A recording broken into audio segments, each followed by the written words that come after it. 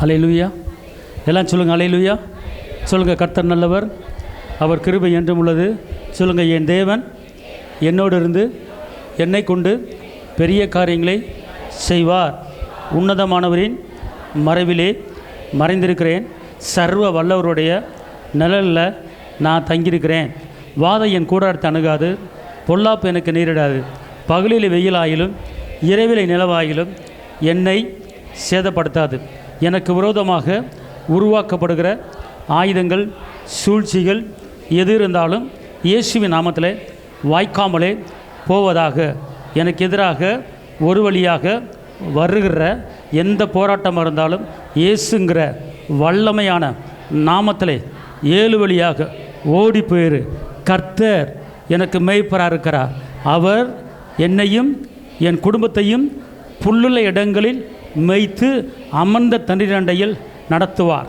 என் வாழ்க்கை போராட்டமில்லாத வாழ்க்கையாக கர்த்தர் வச்சிருக்கிறார். எவ்வளவு பெரிய சூறாவளி காற்று வந்தாலும் அதை அடக்குவதற்கு என் தகப்பன் இயேசு என்னோடு இருக்கிறார். அவர் என்னோடு இருக்கிறபடியால் என்னை யார் அசைக்க நினைச்சாலும் என்னை அசைக்க முடியாது. கர்த்தரோ பயங்கரமான பராக்கிரமசாலியாய் என்னோடு இருக்கிறார். ஆகையால் என்னை துன்பப்படுத்துகிறவர்கள் மேற்கொள்ளாமல் இடறுவார்கள். அவர்கள் காரியம் வாய்க்காதபடியால் மிகவும் அவர்கள் வெட்கப்பட்டு போவார்கள். மறக்கப்படாத நித்திய இலச்சை அவர்களுக்கு உண்டாகும். ஆனாலும் நீதிமானை சோதித்தறிந்து உள்ளிதிரைகளையும் பார்க்கிற சேனைகளின் கர்த்தாவே, நீர் என்னுடைய எதிராளிகளுக்கு நீதியை சரிகட்டுகிறதே காண்பேனாக. என் காரியங்கள் அத்தனையும் ஏசப்பா உம்முடைய சமூகத்தில் ஒப்படைத்து விடுகிறேன். அல்லேலூயா, அல்லேலூயா. நாதாவும் திருக்கரத்தின் இசை கருவினா நாள்தோறும் பயன்படுத்தும் உந்தன் சித்தம்போல். நாதாவும் திருக்கரத்தின் இசை கருவினா நாள்தோறும் பயன்படுத்தும் உந்தன் சித்தம்போல். எங்கே நான் போக உன் சித்தமோ அங்கே நான் சென்றிடுவேன். எங்கே நான் போக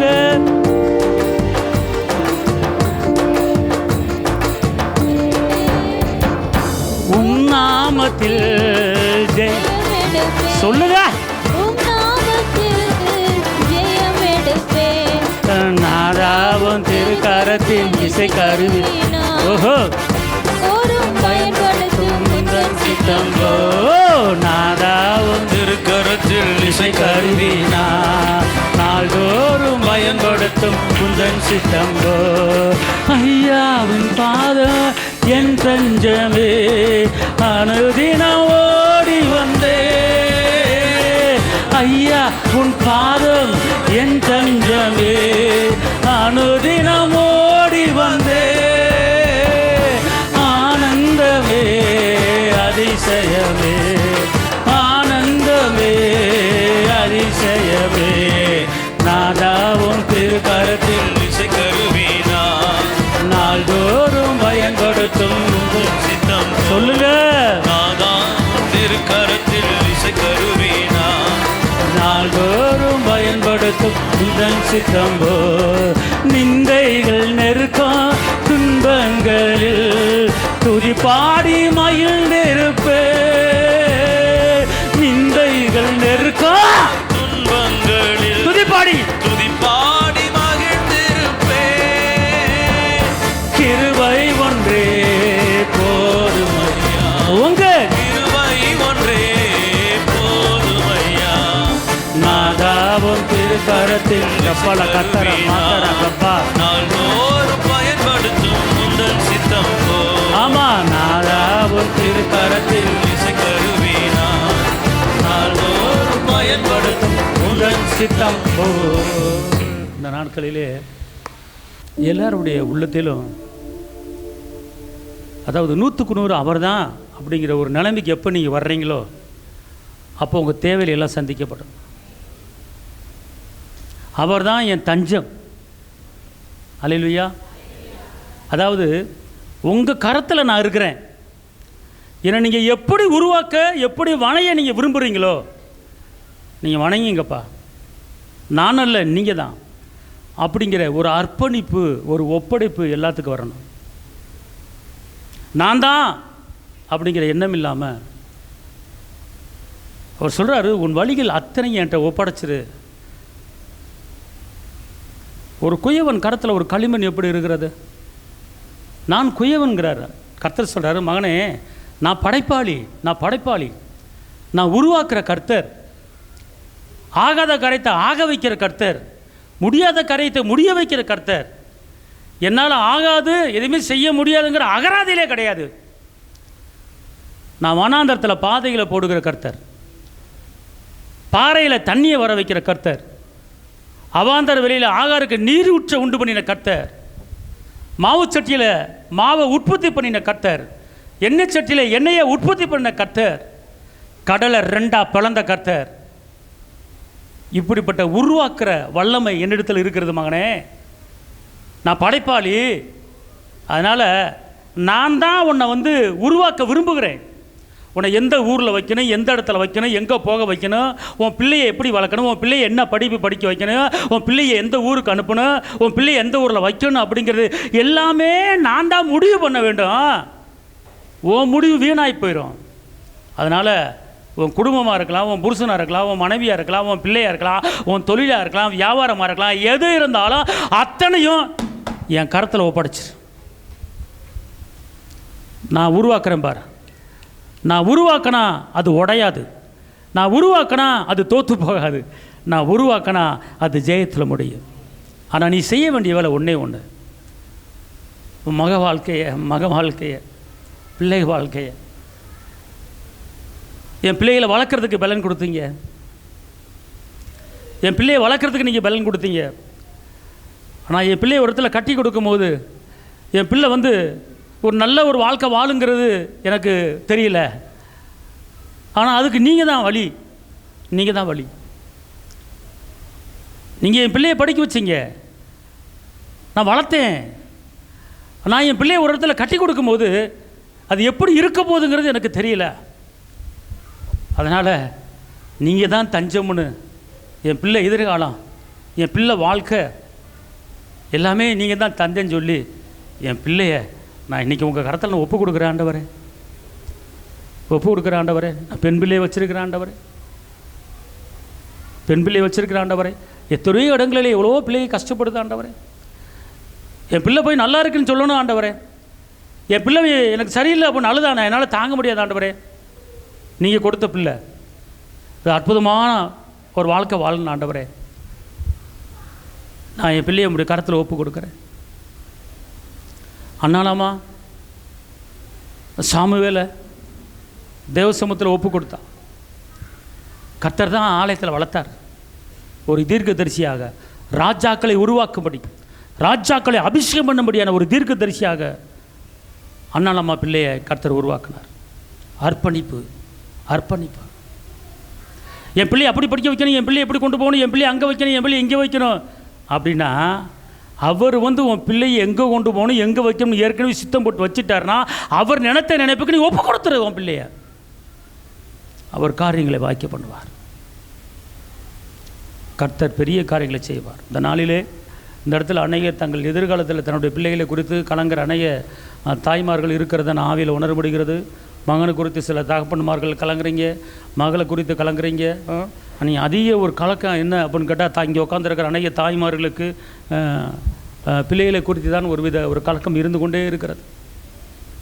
கர்த்தர் உங்களுக்கு இருக்கிறார், அப்பா இருக்கிறார், படைச்சவர், படைப்பாளி உங்களுக்கு இருக்கிறார். அவர் இருக்கும்போது ஏன் நீங்கள் கலங்கணும்?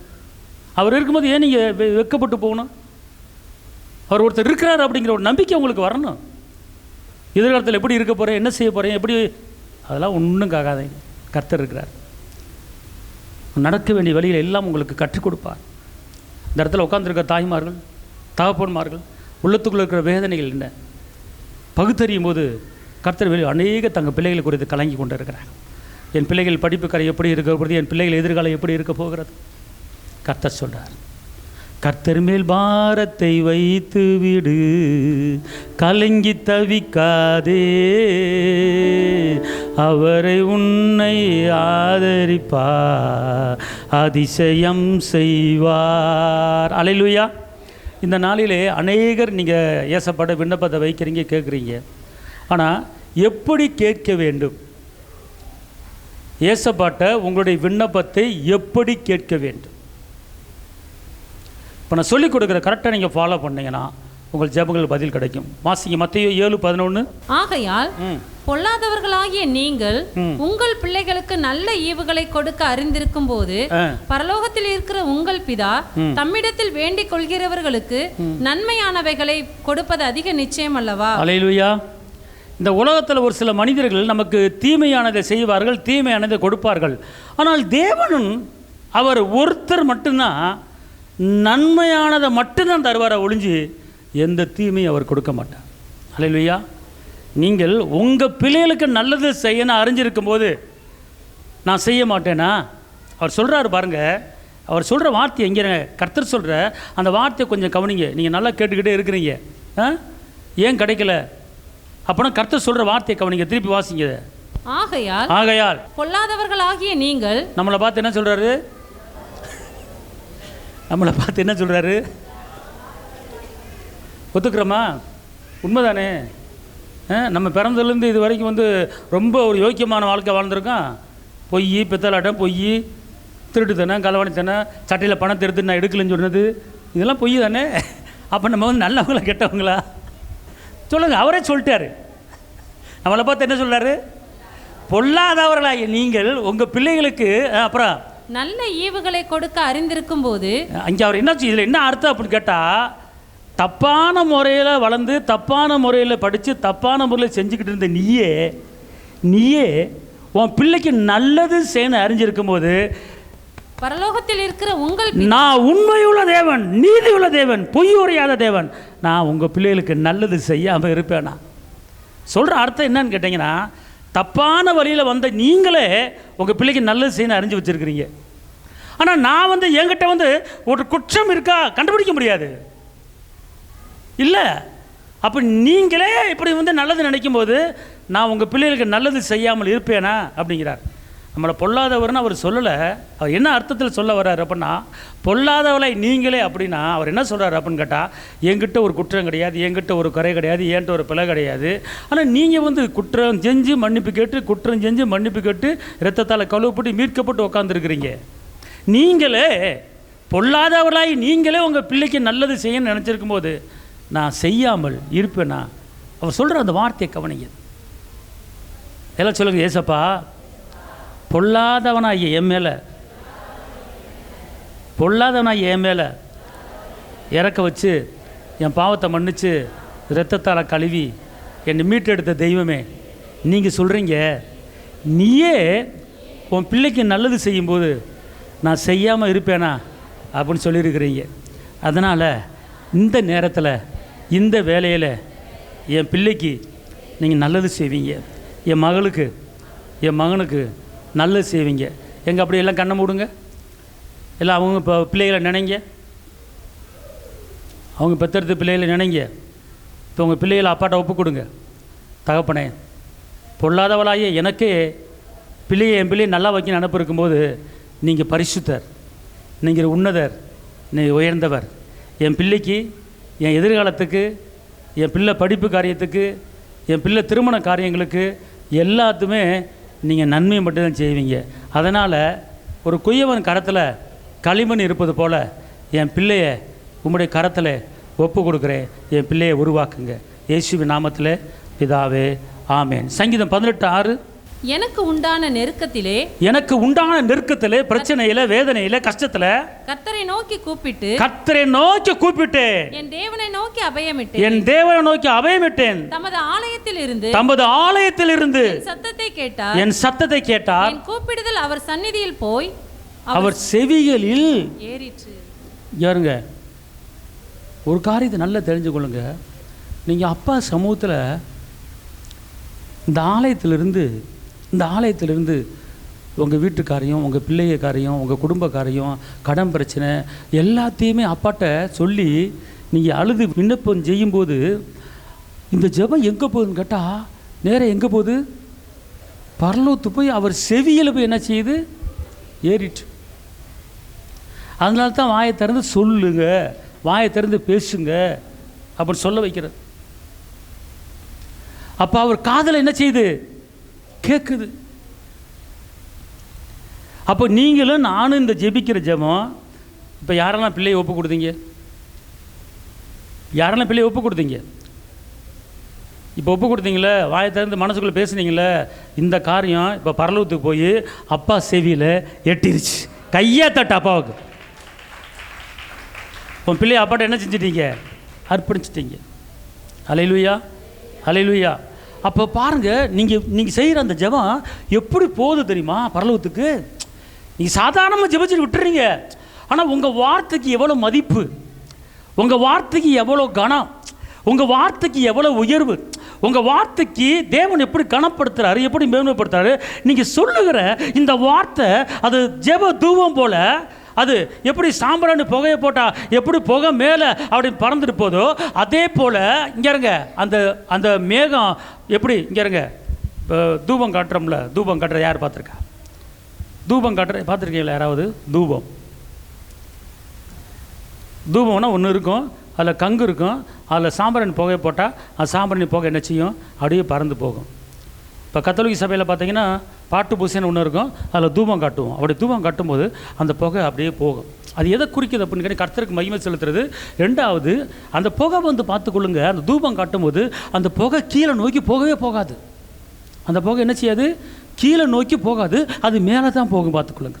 அல்லேலூயா, மேலே தான் போகும். அப்போ அந்த புகை எப்படி மேலே போகிறது? ஒரு குறிப்பிட்ட தூரத்துக்கு அந்த புகை போகிறது தெரியும் கண்ணுக்கு, ஆனால் அதுக்கப்புறம் மேலே போகிறது உங்கள் கண்ணுக்கு தெரியாது, அந்த அந்த தூபம் போட்ட அந்த புகை. அப்போ அதுக்கப்புறம் அது போயிட்டே இருக்கும் மேலே. அதே போல் தகப்பனை என் மகளுடைய கரத்தில் கொடுக்குறேன், தகப்பனை என் மகனுடைய கரத்தில் கொடுக்குறேன், தகப்பனை சபை மக்களுடைய கரத்தில் கொடுக்குறேன் அப்படி சொல்லும்போது இந்த புகை என்ன செய்யுது? வார்த்தையாக புகை அப்படியே மேலே போகும்போது நீங்கள் பார்க்கலாம், ஆனால் குறிப்பிட்ட தூரம் தான் பார்க்க முடியும், அதுக்கப்புறம் பார்க்க முடியாது. அது மேலே போயிட்டே இருக்கும். மேலே போயிட்டு யார் கையில் ஒப்படைக்கப்படுகிறது?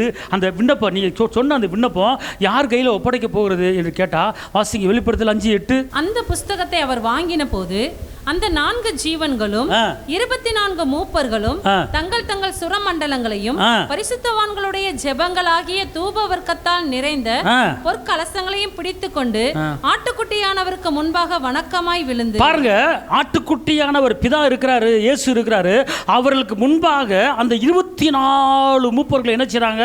அந்த விண்ணப்பத்தை கொண்டு போய் என்ன செய்றாங்க? ஹலோ, அந்த விண்ணப்பத்தை கொண்டு என்ன செய்றாங்க? திருப்பி வாசிங்க அந்த வசனத்தை. அந்த புஸ்தகத்தை அவர் வாங்கின போது அந்த 4 ஜீவன்களும் 24 மூப்பர்களும் தங்கள் தங்கள் சுரமண்டலங்களையும் பரிசுத்தவான்களுடைய ஜெபங்களாகிய தூப வர்க்கத்தால் நிறைந்த பொற்கலசங்களையும் பிடித்துக் கொண்டு ஆட்டுக்குட்டியானவருக்கு முன்பாக அப்ப அந்த ஜெபத்தை கொண்டு போய் இயேசுவுக்கு முன்பாக என்ன செய்றாங்க? ஒப்படைக்கிறாங்க. அப்போ வந்து எப்படி அந்த உங்களுடைய அந்த ஜெபம், அந்த விண்ணப்பம் எப்படி பரிசுத்தவான்களுடைய ஜெபம், பரிசுத்தவான்கள் ஜெபம். நம்ம இயேசுவின் இரத்தத்தால் பரிசுத்தமாக்கப்பட்டிருக்கிறோம். அப்போ நம்முடைய ஜெபம் என்ன செய்யுது? பரலோகத்துக்கு போகுது, தூபம் போல் போய்கிட்டு இருக்கு. ஆனால் போய் தேவ சமூகத்தில் என்ன செய்யுது? எட்டுதுங்க. அவர் சமூகத்துக்கு போயிருச்சுன்னா அவர் என்ன செய்யணும், எப்படி செய்யணும், அழகாக உங்களுக்கு செய்வார். ஆனால் அவர் சமூகத்துக்கு போகிறதுக்கு நீங்கள் வந்து அப்பாட்ட வந்து எப்படி கேட்கணும், எந்த முறையில் கேட்கணும், எந்த வழியில் கேட்கணும், எந்த ரூட்டில் போகணும், எதை யூஸ் பண்ணணும், எப்படி பேசணும் அப்படிங்கிறத தெரிஞ்சுக்கிட்டு கரெக்டாக ஃபாலோ பண்ணிட்டீங்கன்னா உங்கள் ஜெபங்களுக்கு பதில் உடனே கிடைக்கும். ஒரு அல்லேலூயா சொல்லுங்கள். அல்லேலூயா. வாசிங்க. வந்து எப்படி ஜெபிக்கணும் அப்படின்னு கேட்டிங்கன்னா மத்தேயு 6:9. நீங்கள் ஜெபம் பண்ண வேண்டிய விதமாவது பரமண்டலங்களில் இருக்கிற எங்கள் பிதாவே. அப்புறம் என்ன அர்த்தம்னு கேட்டிங்கன்னா வந்து பிதாட்ட நினைச்சுன்னு சொல்லணும். யார்ட்ட சொல்லணும்? பிதாவா ஆகிய தேவன்ட்ட என்ன செய்யணும்? நீங்கள் சொல்லணும். ஓகேங்களா? திருப்பி ஃபுல்லாக வாசித்துருங்க. நீங்கள் ஜெபம் பண்ண வேண்டிய விதமாவது. இப்போ கர்த்தருடைய வார்த்தை சொல்லுது ஜெபம் பண்ண வேண்டிய விதமாவது. புரியுது உங்களுக்கு? எப்படி ஜெபம் பண்ணணும் அப்படிங்கிறார். நீங்கள் ஜெபம் பண்ண வேண்டிய விதமாவது பரலோகத்தில் இருக்கிற எங்கள் பிதாவே, உம்முடைய நாமம் பரிசுத்தப்படுவதாக. இன்னொரு வசனத்தை வாசிங்க. லூக்கா 11:2. அதற்கு அவர், நீங்கள் ஜெபம் பண்ணும்போது பரலோகத்தில் இருக்கிற எங்கள் பிதாவே அப்படி என்ன சொல்ற? அப்ப என்ன தெரியும் அர்த்தம் தெரியும் கேட்டீங்கன்னா, நீங்க எந்த நேரத்தில் என்ன கேட்டாலும் நல்லா ஸ்தோத்திரம் பண்ணி நல்லா துதிச்சுட்டு பிதாட்ட என்ன செய்யணும்? முறையிடணும். தேவனாகிய கர்த்தரிடத்தில் என்ன செய்யணும்? முறையிடணும். அப்படி முறையிட்டுட்டு அடுத்து ரெண்டாவதாக நீங்கள் எப்படி கேட்கணும் அப்படின்னு கேட்டிங்கன்னா, யோவான் 14:14 ரெண்டாவதாக எப்படி ஜெபிக்கணும்? ரெண்டாவதாக யோவான் 14:14 என் நாமத்தினாலே நீங்கள் எதை கேட்டாலும். யார் நாமத்தில்? இயேசுவின் நாமத்தில் கேட்கணும். எப்படி கேட்கணுமா? யார் நாமத்தில் கேட்கணும்? அதாவது நீங்கள் பிதாவே, தேவனே, கர்த்தாவே எல்லாம் சொல்லுங்கள். பிதாவே, தேவனே, கர்த்தாவே, படைப்பாளியே, படைப்பாளியே, உயர்ந்தவரே, சிறந்தவரே, போற்றுதலுக்குரியவரே, உலகத்தை உண்டாக்கினவரே, சர்வ லோகத்தையும் படைத்தவரே, சமுத்திரத்தை உண்டாக்கினவரே, 7 நாள் எல்லாத்தையும் படைச்சு ஓய்ந்தவரே, உண்மை நான் மகிமைப்படுத்துகிறேன், கனப்படுத்துகிறேன். தகப்பனே, இந்த நாளிலே நான் இந்த கேட்குற இந்த காரியத்துக்கு கடைசியில் எப்படி முடிக்கணும் ஜெபத்தை? இயேசுவின் நாமத்தில், இயேசுவின் நாமத்தில். அப்போ யார் மூலமாக ஜெபம் போகுது அப்படின்னு கேட்டால், அப்போ ரெண்டாவது பிதாவை கனப்படுத்தணும். நீங்கள் என்ன செய்யணும்? இப்போ கனப்படுத்துனீங்களா? இப்போ கனப்படுத்துனீங்களா இல்லையா? அல்லேலூயா. செங்கடலை பிளந்தவரே, அப்போனா பிதா தான் செங்கலை இது பண்ணார். நட்சத்திரங்களை படைச்ச ஒரு பிதா தான், சந்திரனை படைச்ச ஒரு பிதா தான். 40 நாள் நோவாவை வேலைகளை வச்சவர் அவர் தான், எல்லாம் அவர் தான் பிதா. அப்போ அவர் செய்த அந்த காரியங்கள் என்ன செய்யணும்? சொல்லி சொல்லி அவரை நீங்கள் கனப்படுத்தணும். அடுத்து நீங்கள் கேட்கும்போது இயேசுவின் நாமத்தில் கேட்கணும். எப்படி கேட்கணும்?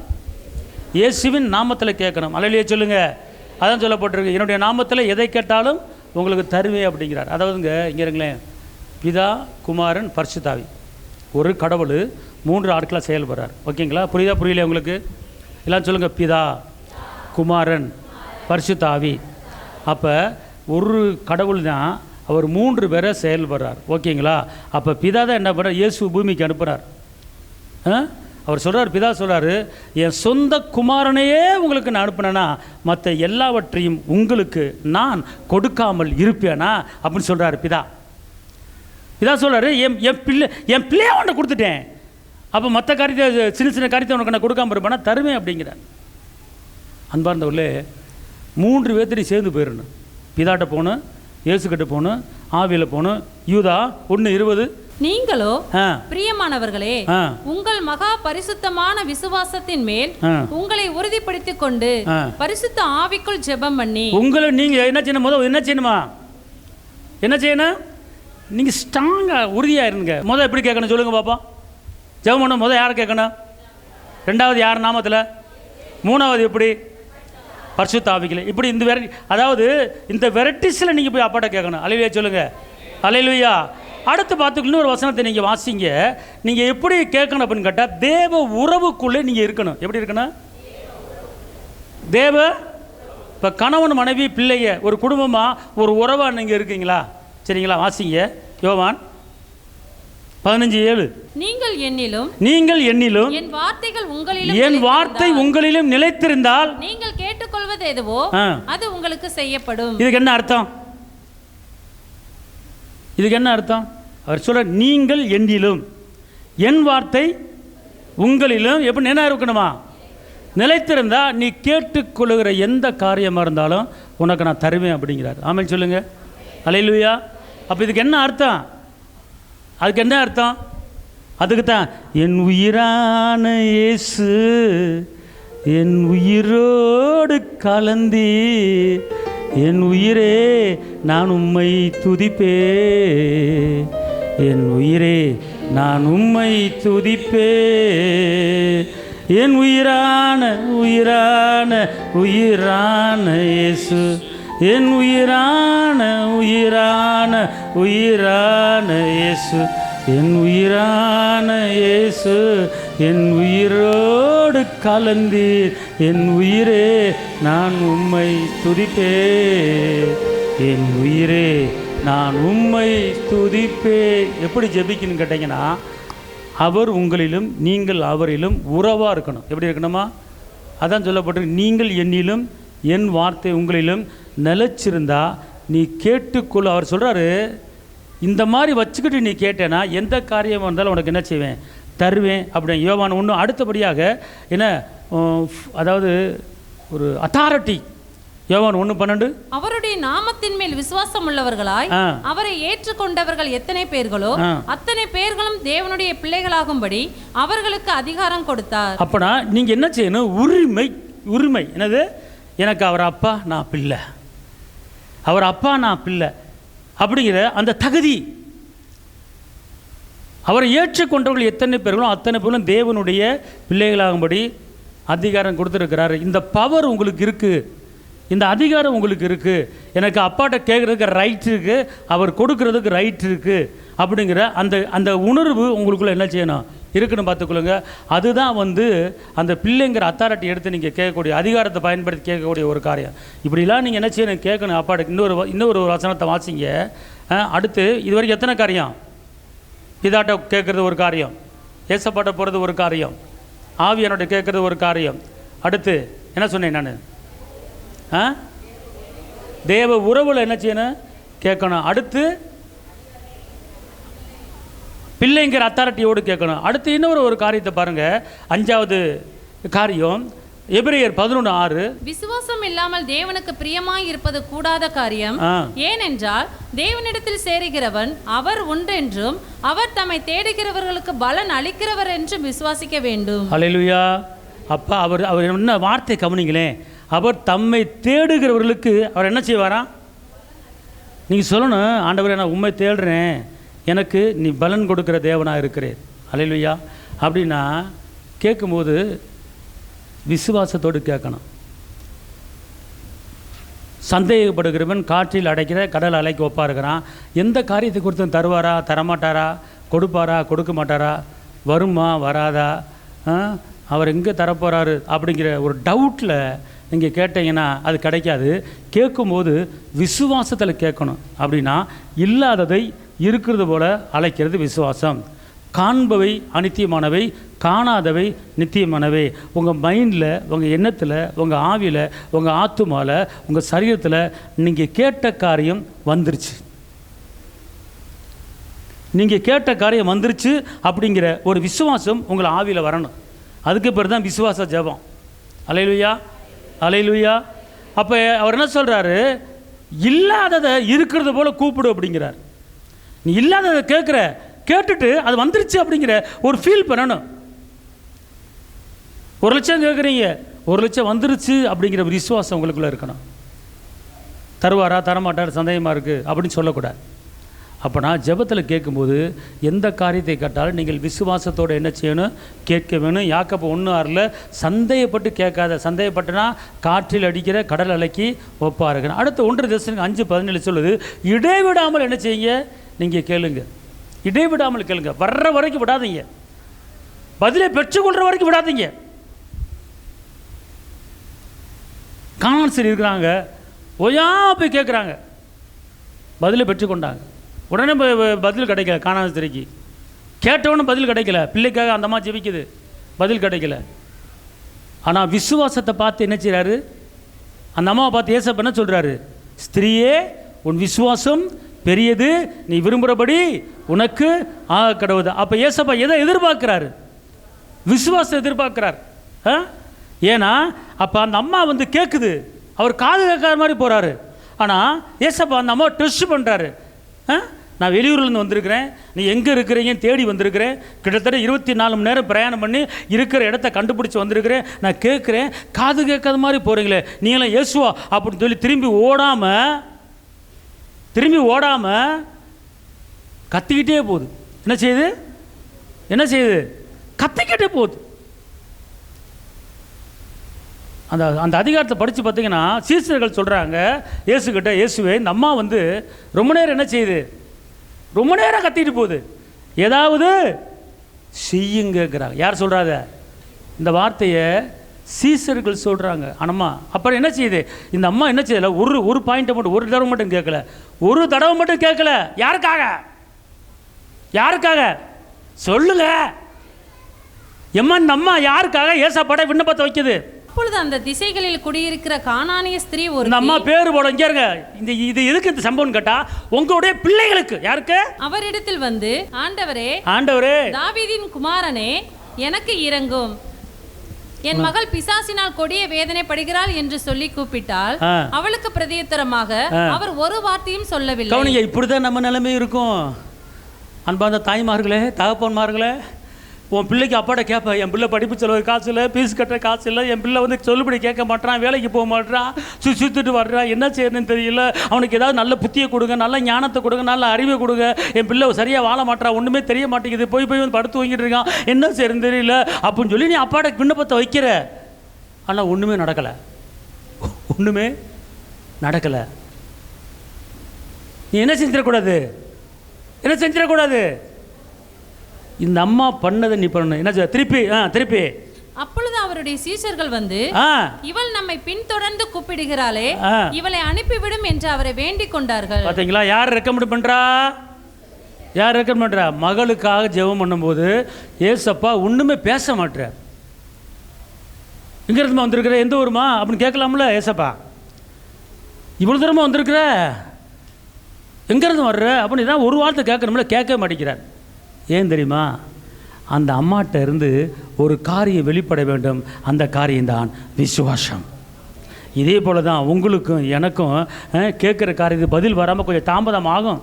நீ பிள்ளைக்காக ஜெபிக்கும் போது, கடன் பிரச்சனைக்கு ஜெபிக்கும் போது, குடும்பத்துக்கு ஜெபிக்கும் போது, எதிர்காலத்தை ஜெபிக்கும் போது பதில் வராமல் இருக்கும். ஆனால் தாமதமாகும். அப்போ அந்த நேரத்தில் கர்த்தர் உன்னுடைய ஆவி, உன் ஆத்துமா, உன் சரீரம், உன் என்ன, உன் நினைவு எப்படி இருக்கிறது, நம்புறியா நம்பலையா, விசுவாசிக்கலையா, என்னை விட்டு வேற எங்கேயும் போறியா, வேற யாரு மேல் நம்பிக்கை வைக்கிறையா அப்படிங்கிற கர்த்தர் உன்னை பார்த்துக்கிட்டு இருப்பாரு, டெஸ்ட் பண்ணுவார். அதில் நீ ஜெயிச்சு வந்துட்டேனா கர்த்தர் உன் ஜெபத்துக்கு பதில் கொடுக்க வல்லவராக இருக்கிறார். ஆனால் இந்த அம்மா என்ன செஞ்சுருக்கலாம், ஓடி இருக்கலாம் இந்த அம்மா. ஆனால் ஓடலை, விடாப்படியா கத்திக்கிட்டே இருக்கு, கத்துது. ஏசப்பா காது கேட்காதா பாரு, சீசர்களுக்கு பொறுக்கலை. என்னடா அந்த அம்மா ஓயாமல் தொந்தரவு பண்ணிக்கிட்டு, எப்பா ஏசப்பா கொஞ்சம் நில்லுங்கப்பா, இந்த அம்மா ரொம்ப கத்திட்டு வருது, எதான் செய்யுமா, என்ன காது இதாக வலிக்குது எனக்கு, கத்திட்டு வருது பின்னாடி இருந்து, எதான் செய்யுமா இந்த அம்மாவுக்கு, பாவம் செய்யுங்க ஏசப்பா, என்ன ஏசப்பா அப்படின்னு சொல்லி சீசர்கள் என்ன பண்ணுறாங்க, ரெக்கமெண்ட் பண்ணணும். அப்பா அப்படியே நிற்கிறார். அப்பா என்ன செய்கிறாரு, ஹலோ நிற்கிறார், நின்றுட்டு அப்படியே திரும்பி பார்க்குறாரு. யார் நீ தானம்மா, அம்மா இங்கே வாமா, நான் பிள்ளையை நான் அப்போ தெரித்து நாய்க்குட்டிக்கெலாம் போகிறது இல்லைம்மா, சரியா, டாட்டா வரவா. அந்த அம்மா என்ன பண்ணுது அப்படி சொன்னோன்னே அந்த அம்மா பதில் பெறுது, ரட்சகரே அந்த மேஜையிலேருந்து விழுகிற அந்த ரொட்டி துண்டை நாய் திங்குமே அப்படின்னு சொல்லி சொன்னோன்னே, அப்பா பாடுறா, என்ன சொல்கிறார் தன்னை அந்த நேரத்தில் என்ன செய்யுது, தாழ்த்துது. உடனே ஏசப்பா சொல்கிற பதில் என்ன தெரியுமா, என்ன சொல்கிறார் பதில்? இயேசு அவளுக்கு பிரதியுத்தரமாக, ஸ்திரீயே உன் விசுவாசம் பெரிது, ஆஹா நீ விரும்புகிறபடி உனக்கு ஆக கடவது என்றார். அல்லேலூயா. அப்போனா பெண்களுக்கு ரொம்ப விசுவாசம் தேவை. இங்க கெட்ட கணவனை நல்ல கணவனாக மாற்றுற பொறுப்பு பெண்கள் கையில் இருக்கிறது. கெட்ட பிள்ளைகளை நல்ல பிள்ளைகளை மாற்றுகிற பொறுப்பு பெண்கள் கையில் இருக்கிறது. இந்தம்மா எப்படி கேட்குது, அதனால் இந்த ஒரு மாதம் கேட்டு விடக்கூடாது அப்பாவை, கேட்கணும் பிள்ளைகளுக்காக. அல்லேலூயா சொல்லுங்க. அப்போ என்ன செய்யணும், நீங்கள் அப்பாட்ட அந்த உரிமையை பாராட்டணும். அப்படி நீங்கள் கேட்கும்போது கண்டிப்பாக நம்மள ஏசப்பா என்ன செய்வார், அற்புதம் செய்வார். நீங்கள் அது மாத்திரமில்ல, யாக்கப் எடுத்துக்கொள்ளுங்க, நைட்டு போராடுறாரு. எஸ்தர் ராஜ்யத்தை எடுத்துக்கொள்ளுங்க, 3 நாள் போராடுறாங்க. எஸ்தர் ராஜ்யத்தில் 1 நாள் அற்புதம் பெற்றுக்கலாம், 3 நாள் பொருத்தனை பண்ணுறாங்க. அதே மாதிரி ஒரு காரியத்தை நீங்கள் எடுத்தீங்கன்னா அதில் பேக் அடிக்காதீங்க, அவருக்கு களைப்பில் கால் வச்சு திரும்பி பார்க்கக்கூடாது. ஆமென் சொல்லுங்கள். அடுத்து இன்னொரு காரியத்தை பார்ப்போம். 2 நாளாகம 7:14 நான் சொல்கிறேன், என் நாமம் தரிக்கப்பட்ட என் ஜனங்கள் தங்களை தாழ்த்தி ஜெபம் பண்ணி. எப்படி ஜெபிக்கணுமா, நீங்கள் எப்படி ஜெபிப்பீங்க எல்லாம் சொல்லுங்க. நான் கொஞ்சம் வாயை தரங்க.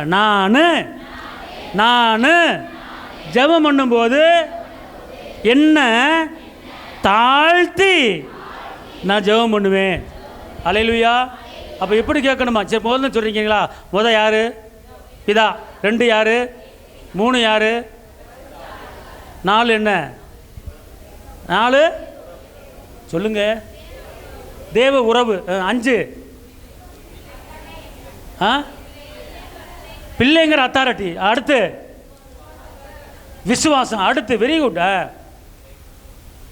அடுத்து இடைவிடாமல் விட்டுறக்கூடாது, பதில் கடைகள் விட்டுறக்கூடாது, இடைவிடாமல் போராடிக்கிட்டே இருக்கணும். அல்லேலூயா. உன் பிள்ளைக்கு அற்புதம் நடக்கிற வரைக்கும் விடக்கூடாது. அல்லேலூயா. உன் கடன் அடையிற வரைக்கும் விடக்கூடாது, வீடு கட்டுற வரைக்கும் விடக்கூடாது. அல்லேலூயா. அப்படி நீங்கள் கேட்கணும். Right, okay. அப்போ இந்த கடைசியாக நான் சொல்கிறேன், தாழ்மையின் ஜெபம் நமக்கு இருக்கணும். எப்படின்னா 2 பேர் ஜெபம் பண்ணுறாங்க, ஒரு ஆள் பரிசேயன், ஒரு ஆள் ஆயக்காரன். அவங்க 2 பேரும் ஜெபத்தில், ஆனால் 2 பேரும் ஜெபிக்கிறாங்க. 2 பேரும் ஜெபத்தில் வந்து ஒருத்தர் ஜெபத்தை தான் இயேசப்பா கேட்குறார். ஆனால் அந்த ஒருத்தர் ஜெபமாக நீங்கள் பண்ணணும். லூக்கா 18:13. பரிசேயன் என்று தேவனே, நான் பரிகாரர், அநியாயக்காரர், விபச்சாரக்காரர் ஆகிய மற்ற மனுஷரை போலவும் இந்த ஆயக்காரனை போலவும் இராததனால் உம்மை ஸ்தோத்தரிக்கிறேன். வாரத்தில் 2 தரம் உபவாசிக்கிறேன், என் சம்பாத்தியத்தை எல்லாம் தசமபாகம் செலுத்தி வருகிறேன் என்று தனக்குள்ளே ஜெபம் பண்ணினான். இப்ப இவன் ஜெபம் எப்படி ஜெபமா இருக்கிறது? அவன் கொடுத்ததை சொல்லி காட்டுறான். நான் தசமபாகம் கொடுக்குறேன், கர்த்தருக்கு கொடுக்குறேன் அப்படின்னு சொல்லி காட்டுறான். நல்லா தெரிஞ்சுக்கொள்ளுங்க, தசமபாகம் நான் கொடுக்குறேன் அப்படின்னு வெளியே டம்மரை அடிச்சிங்கன்னா உங்களை கொடுக்க விடாம ஆக்கிடுவார். காணிக்கை கொடுப்பதை வந்து நான் இவளை கொடுத்தேன் அவளை கொடுத்தேன் அப்படின்னு வெளியே சொல்லக்கூடாது. இப்படி தான் நம்ம சபையில் வந்து எல்லோரும் இந்த கட்டட நிதிக்காக கொடுத்துக்கிட்டு இருந்தாங்க. நான் ஒரு பேரை சொல்லி ஜெபிச்சுட்டே இருந்தேன். ஜெபிச்சுட்டு தனியாக ஜெபிக்கும்போது கர்த்தர் சொல்கிறாரு, நீ வந்து தனியாக பர்சனலாக என்ன செய்ய, நீ ஜெபம் பண்ணி அனுப்பு, பொதுவாக ஒரு ஜெபம் பண்ணி விட்டுரு அப்படின்னார். அதனால தான் பொதுவான ஒரு ஜெபம் என்ன செய்கிறது பண்ணுறது. புரியுதுங்களா உங்களுக்கு? அப்போ வந்து இப்போ ஒருத்தர் அப்படி தான் ஓயாமல் வந்து நான் தசமாக அவளை கொடுக்குறேன், தசமாக இவ்வளோ கொடுக்குறேன் அப்படின்னு சொல்லிக்கிட்டே இருப்பார் எங்கே போனாலும். கடைசியில் பார்த்தா குறிப்பிட்ட ஒரு 3 மாதத்தில் அவர் தசமாக கொடுக்க முடியாத அளவுக்கு அவர் சூழ்நிலையை மாறி போச்சு. சூழ்நிலை மாறி போச்சு. இவ்வளோ சம்பாத்தியில் கொடுக்குறதானே வெளியே சொல்லிக்கிட்டு எனக்கு கொடுக்குறத வெளியே சொல்லி காட்டியிருக்கல, உனக்கு நான் சம்பாத்தி இல்லாமல் பண்ணுறேன்னு சொல்லி பண்ணாமல் போயிட்டார். அப்படி ஒரு ஆளுக்கு நடந்துருச்சு பார்த்துக்கொள்ளுங்க. நான் மாதம் வந்து 25 ரூபா தசமாக கொடுக்குறேன், 25 தசமாக கூட என்னை போல் யாருமே கிடையாது, நான் தான் பெரிய ஆள், இந்த சபையில் நான் தான் 25,000 கொடுக்குறேன், 25,000 யாருமே கூட நான் தான் கொடுக்குறேன் அப்படின்னு சபையில் இருக்கிற எல்லாத்துக்கும் டம்பர் அடித்து விட்டார். கர்த்தரை பார்த்தாரு, எப்படி ஊழியத்துக்கு கொடுக்குற இந்த காணிக்கை தசமாக காணிக்க டம்பர் அடிக்கிறேன்னு சொல்லி அவர் அப்படியே மட்டுப்படுத்தி உட்கார வச்சிட்டார். சென்னையில் ஒரு சபையில் ஒருத்தர் இப்படி தான் சொல்லிக்கிட்டே இருந்தார். சென்னையில் ஒரு சபையில் ஒருத்தர் வந்து 25,000 கொடுத்தேன்னு சொல்லிக்கிட்டே இருந்தார். வர்றாள் போராட்டம் 25,000 கொடுக்குறேன் 25,000 கொடுக்குறேன் அப்படின்னு. நீ 25,000 கொடுத்தேன்னா 10ல் ஒன்று கொடுக்குற. ஆனால் கர்த்தர் வந்து என்ன பண்ணுறாரு தெரியுமா, நீ இப்படி எனக்கு கொடுத்து நீ சொல்லி காட்டுறல, அதனால் அந்த தொழில் அப்படியே முடக்கிட்டார், எந்திரிக்க முடியல. நல்லா தெரிஞ்சுக்கலாம். ஒரு சில பேர் தசமாக கொடுக்குறீங்க, காணிக்கை பையில் போடுறீங்க, கர்த்தருக்கு மட்டும் தான் உங்களுக்கு தெரியும், ஒரு கை கொடுக்குறத மறுகைக்கு தெரியக்கூடாது அப்படிங்கிறார். கர்த்தருக்கு கொடுக்குறத விளம்பரப்படுத்தக்கூடாது. நல்லா புரிஞ்சுக்கொள்ளுங்க. நீங்கள் அப்படி யாரும் செஞ்சிடாதீங்க. நிறைய பேர் இப்படி சொல்லி சொல்லி சொல்லி பெருமைப்படுத்தி பேசி பேசி தோற்று போயிட்டாங்க, வாழ்க்கையில் தோற்று போயிட்டாங்க. பிஸ்னஸ் டவுன் ஆயிடுச்சு. சென்னையில் ஒருத்தருக்கு 25,000 அவருக்கு ஏசப்பா 25,000 பெரிய காசு, அவருக்கு தூசி. அவர் சம்பூர்ணர், பொண்ணு பொருள் அவருடையது. கர்த்தரை கொடுத்த சொல்லி காட்டக்கூடாது. சொல்லி காட்டும் போது நடக்குது காரியம்னா, உன் கையின் கிரிகளை அழிப்பானே அப்படின்னு சொல்லப்பட்டிருக்கு. பிரசிங் 5 சொல்லப்பட்டிருக்கு, தூதனுக்கு முன்பாக நீ என்ன செய்யாத, எரிச்சப்பட்டு பேசாத, அப்படி பேசுனா உன் கையின் கிரிகளை என்ன செய்வேன், அவசரப்பட்டு பேசிட்டேன்னு சொல்லாத. அப்படி சொன்னேன்னா நீ கையில் செய்கிற வேலையை அழிச்சிருவேங்கிறார். கர்த்தருக்கு விடமாக எழும்பக்கூடாது, கர்த்தருக்கு விடமாக பேசக்கூடாது. கர்த்தர் கொடுக்கறத கர்த்தருக்கு தான் தெரியணும். அது நீ வேலை அடுத்தவண்ட சொல்லக்கூடாது, அடுத்த விசுவாசிகிட்ட பேசக்கூடாது, அடுத்த குடும்பத்தை பேசக்கூடாது. இன்றைக்கி நான் வந்து 25,000 கொடுத்தேன், 30,000 கொடுத்தேன், 50,000 கொடுத்தேன், 70,000 கொடுத்தேன் அப்படின்னு சொன்னால் நீ கொடுத்ததுக்கு உண்டான பலன் கிடைக்காது, பலன் கிடைக்காது. ஆனால் அன்பார்ந்தவர்களை நல்லா புரிஞ்சு கொள்ளுங்க, தசமாக கொடுக்கறது வந்து யார்ட்டையும் சொல்லி காட்டாதீங்க. அப்படி சொல்லி காட்டும்போது அப்படியா, இப்போ ஒன்றும் கிடையாது. ஒரு அக்கா இருக்குது, ஒரு அக்கா வந்து நான் வந்து மாதம் 50,000 தசமாக கொடுக்குறேன் அப்படின்னு ஒரு அக்கா வந்து இன்னொரு அக்காட்ட சொல்லுது. அந்த அக்கா அப்படியா, கர்த்தருக்கு சோத்திரம் அப்படின்னு சொல்ல மாட்டாங்க. அப்படியா 50,000 கொடுத்தியா, அப்பா உனக்கு அப்போ எவ்வளோ வருமானம் வருது அப்படின்னா அப்படின்னு இங்கே வந்து பெருமூச்சு வரும். அந்த பெருமூச்சுக்குள்ளே என்னென்ன வரும் தெரியுமா, பொறாமை, வன்கண்ணு அப்படின்னு வரும். அது எல்லாம் சேர்ந்து உனக்கு சேர்த்து அடிக்கும்போது நீ உட்காந்துருவேன். இதுக்கு தான் அந்நியன் இடத்துல உன்னுடைய ரகசியத்தை நீ வெளிப்படுத்தாது என்று சொல்லப்பட்டிருக்கிறது. நிறைய பேர்த்த பார்த்துட்டேன், தசமாக கொடுக்குறேன்னு சொல்லி டம்மரை அடித்தவங்கெல்லாம் தோற்று போயிட்டாங்க, வெளியே சொல்லக்கூடாது. சென்னையில் ஒரு போதகர் சொன்னார், இப்படி ஒரு ஆள் சொல்லிக்கிட்டே இருந்தார், கடைசியில் அவர் தொழிலே இல்லாமல் போயிடுச்சு, ஒன்றும்லாம் போச்சு அப்படின்னார். கர்த்தருக்கு கொடுக்குறத நம்ம வந்து வெளியே சொல்லவே கூடாது. தப்பு. ரைட்டா?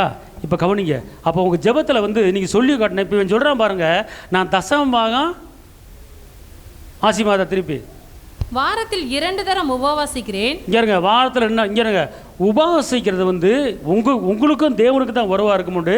யார்கிட்ட நான் உபவாசிக்கிறேன்னு சொல்லக்கூடாது.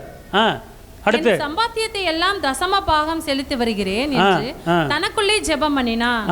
ஆயக்காரன் தூரத்திலே நின்று தன் கண்களையும் வானத்துக்கு ஏறெடுக்க துணியாமல் தன் மார்பிலே அடித்துக் கொண்டு, தேவனே, பாவியாகி என் மேல் கிருபையாயிரும் என்றான். அவன் அல்ல, இவனே நீதிமான. 2 பேரும் ஜெபிக்கிறாங்க. இந்த 2 பேரும் ஜெபத்தை யாரு கர்த்தர் கேட்கிறாரு? சொல்லுங்கம்மா, சொல்லுங்க. அப்ப உங்களுடைய ஜெபங்கள், நீங்கள் விண்ணப்பத்தை வைக்கும்போது உங்களுடைய வாயின் வார்த்தைகள், நீங்கள் உங்கள் வாயில் எப்படிப்பட்ட வார்த்தை வரணுமா? இந்த வந்து ஆயக்காரன் இந்த பரிசையின் ஜெபத்தை நீங்கள் முன்னாடி கொண்டு வந்து, இவன் ஆயக்காரன் எப்படி ஜெபிக்கிறான், பரிசையை எப்படி ஜெபிக்கிறான், பரிசையை கொஞ்சம் பணக்காரன் போல இருக்குது. நான் அதை செஞ்சேன், இதை செஞ்சேன், வாரத்தில் 2 நாள் உபவாசிக்கிறேன், நான் வந்து தசமபாகம் கொடுக்குறேன். கடைசியில் என்ன பண்ண? இவன் ஜெபத்தை கேட்டாரா? இவன் ஜெபத்தை கேட்டாரா? கேட்கல. ஆனால் எந்த ஜெபத்தை கேட்டார் சொல்லுங்க? ஆயக்காரன் ஜெபம். என்ன ஜெபம்? தாழ்மையின் ஜெபம். அதே போல் நீங்கள் ஜெபிக்கும் போது உங்கள் ஜெபத்தில் தாழ்மை வெளிப்பட வேண்டும். கர்த்தருக்கு செஞ்ச காரியத்தை ஒரு ஜெபத்தில் சொல்லி கட்டக்கூடாது. கவனம். அவர் என்ன சொல்கிறான் தெரியுமா? அவன் என்ன தன்னை தாழ்த்துறான் பாருங்க. அவன் என்ன சொல்கிறான்? தன் கண்களையும் வானத்துக்கு ஏறெடுக்க துணியாமல். அவன் என்ன சொல்கிறான்? இங்க கண்களை நேராக அப்பாவை பார்க்கறதுக்கு வெக்கப்பட்டுக்கிட்டு துணியாமல் தன் மார்பிலே அடித்துக்கொண்டு, மார்பில் அடிச்சுக்கிட்டு, தேவனே, தேவனே, பாவியாகிய என் மேல் கிருபையாயிரும். அப்ப பாவியாகிய என் மேல அங்க தாழ்மை வெளிப்படுது. பார்த்தீங்களா? பாவியாகிய என் மேல் கிருபை. அப்போ வந்து நான் பெரிய ஆளு, நான் 10ல் 1 கொடுக்குறேன், நான் அதை செஞ்சேன், இந்த ஆலயத்துக்கு அதை கொடுத்தேன், இதை கொடுத்தேன் அப்படின்னு பெருமையாக அவன் பேசலை. அப்போ என்ன செய்றான்? அங்கே அந்த இடத்துல என்ன பண்ணுறான்? பாவியாகிய அவன் தாழ்த்துறான் பாருங்க. எப்படி தாழ்த்துறான் பாருங்க. பாவியாகிய என் மேலே என்ன செய்யுங்க? கிருபையாக இருங்க. ஆனால் அவன் என்ன சொல்கிறான்? நான் 2 நாள் உபவாசம் இருக்கிறேன், 10ல் 1 தசமாக கொடுக்குறேன், இந்த ஆலயத்துக்கு அதை கொடுத்தேன், இதை கொடுத்தேன்னு சொல்கிறான். கர்த்தர் நம்மட வாயை மூடு அப்படின்ட்டார் அவனை. கடைசியில் அவன் ஜெபத்தை ஓரம் கட்டிட்டார், அவன் ஜெபத்தை தள்ளிட்டார். ஆனால் இவன் ஜெபத்தை அங்கீகரித்து கர்த்தர் அவனுக்கு ஒரு அற்புதம் பண்ணார். ஆளு அதே மாதிரி தான் நீங்களும் ஜெபிக்கணும். அதே மாதிரி தான் நீங்களும் அப்பாட்ட என்ன செய்யணும்? கேட்கணும். அப்போ எப்படி சொல்கிறான் பாருங்க. அவன் ஜெபத்தை கவனிங்க, திருப்பி நல்லா கவனிங்க. தன் கண்களையும் வானத்துக்கு ஏறெடுக்க துணியாமல் தன் மார்பிலே அடித்துக்கொண்டு, தேவனே, தேவனே, பாவியாகிய என் மேல் கிருபையாயிரும் என்றான். பாவியாகிய என் மேல் கிருபையாயிரும். எல்லாம் சொல்லுங்க. தேவனே, தேவனே, தேவனே, தேவனே, தேவனே, பாவியாகிய என் மீது கிருபையாய் மனமிறங்கி என் குடும்பத்துக்குண்டான எல்லா தேவைகளையும் எல்லா கடன்களையும் அடைப்பதுக்கு, என் பிள்ளைகள் படிப்பு காரியத்துக்கு, என் பிள்ளைங்க எதிர்காலத்துக்கு, ஆண்டவரே அப்பா நீ உதவி செய்யுங்கப்பா, உதவி செய்யுங்கப்பா. தகப்பனே, 2 நாளாகமோ 7:14 என் நாமம் தரிக்கப்பட்ட என் ஜனங்கள் தங்களை தாழ்த்தி கேட்கும்போது தருவில் சொல்லிட்டீங்க. என் தகப்பனே, என் கண்ணு உங்களை பார்க்கறதுக்கு வெக்கப்பட்டுக்கிட்டு நான் அப்படியே தலை குனிஞ்சு முழங்கால் படியிட்டு என்னை தாழ்த்தி நான் கேட்குறேன்.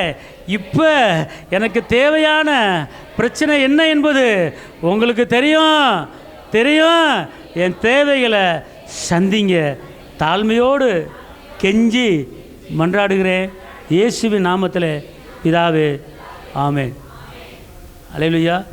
இந்த ஜெபத்துக்கு பேர் தாழ்மையான ஜெபம். எல்லாம் அப்படியே எந்திரிச்சிப்போம். நாதா உன் திருக்கரத்தின் இசை கருவினா நாள்தோறும் பயன்படுத்தும் உந்தன் சித்தம். ஒப்படைக்கு சொல்றாரு ஆவியானவர். பாடுங்க. அவர் ஒப்படைக்கு சொல்றாரு. எல்லாத்தையும் ஒப்படை என்கிட்ட அப்படிங்கிறார். நாள்தோறும் பயன்படுத்தும் உந்தன் சித்தம் போ ஐயா உன் பாத என் தஞ்சமே, அனுதினம் ஓடி வந்தே என் தஞ்சமே, அனுதினம் ஓடி வந்தே. ஆனந்தமே அதிசயமே, ஆனந்தமே அதிசயமே. நாதா திருக்கரத்தில் இசைக்கருவினா நாள்தோறும் பயன்படுத்தும் முந்தன் சித்தம் போ திருக்கரத்தில் இசைக்கருவினா நாள்தோறும் பயன்படுத்தும் முந்தன் சித்தம் போ. எங்கே நான் போக உம் சித்தமோ அங்கே நான் சென்றிடுவே. எங்கே நான் போக உம் சித்தமோ அங்கே நான் சென்றிடுவே. உம் நாமத்தில் ஜெயம் எடுப்பே ஐயா, உம் நாமத்தில் ஜெயம் எடுப்பே. நாதாவும் திருக்கரத்தில் இசைக்கருவினா நாள்தோறும் பயன்படுத்தும் முந்தன் சித்தம் போ. நாதாவும் திருக்கரத்தில் இசைக்கருவினா நாள்தோறும் பயன்படுத்தும் முந்தன் சித்தம் போ. தகப்பனே இயேசுவே, நன்றியோடு துதிக்கிறேன், ஸ்தோத்திரிக்கிறேன். ஆண்டவரே, இந்த நாளிலும் கூட ஜெபிக்கும் போது பிதாவை நோக்கி இயேசுவின் நாமத்தில் பரிசுத்த ஆவிக்குள்ள ஜெயிப்பதற்கு, விசுவாசத்தோடு ஜெயிப்பதற்கு, உரிமையோடு ஜெயிப்பதற்கு, தாழ்மையோடு ஜெயிப்பதற்கு எங்களுக்கு ஒத்தாசை பண்ணுங்க. எங்கள் ஆவி ஆத்மா சரித்தமத்தில் அர்ப்பணிக்கிறேன். பொறுப்படுத்திக் கொள்ளுங்கள் இயேசுவின் நாமத்தில் பிதாவே, ஆமென்.